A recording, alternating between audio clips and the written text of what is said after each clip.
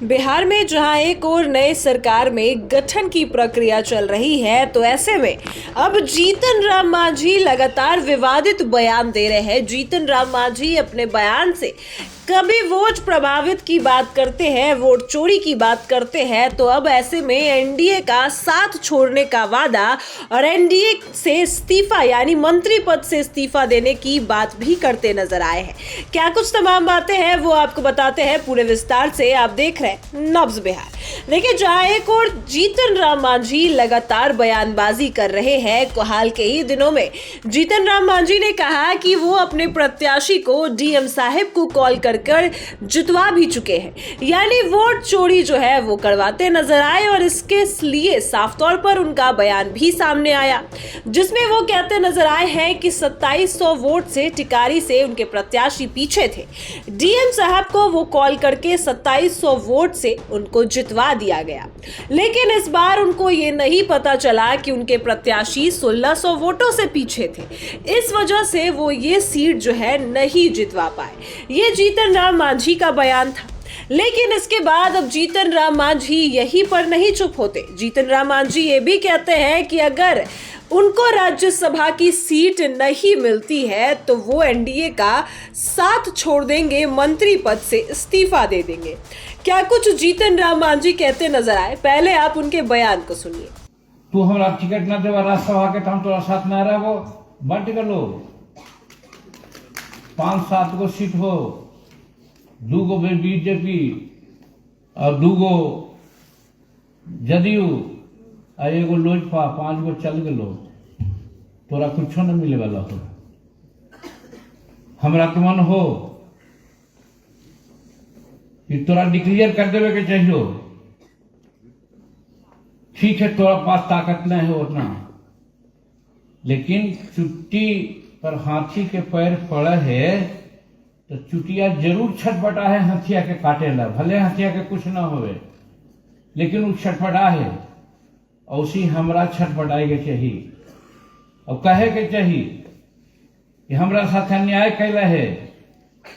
आज voting percentage में भाजपा के बाद तू ही है, और स्कोरिंग रेट में भी सबसे ज्यादा तू ही है, तो फिर कौन ऐसा बात है कि राज्यसभा का सीट तोरा ना देतन वो। अभी अगर सोचो कि हम केंद्र में मंत्री, हम राज्य में मंत्री पद छोड़े पड़े तो पार्टी न चलतो।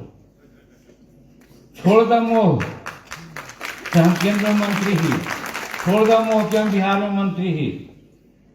अगर हमारे संगठन तैयार हो जाए ऐसा कई एक मंत्री बन जेतन आगे जा सकते।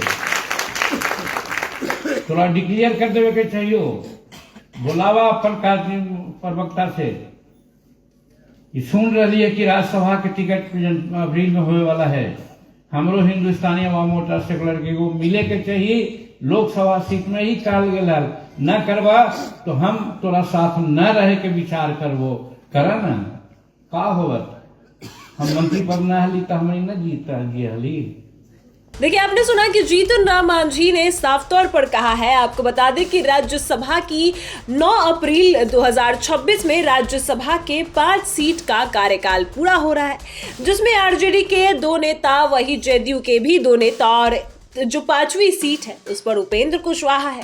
तो ये 5 सीट खाली हो रही है, जिसमें जदयू कांटे से बात करें तो हरिवंश नारायण और रामनाथ ठाकुर का कार्यकाल पूरा हो रहा है।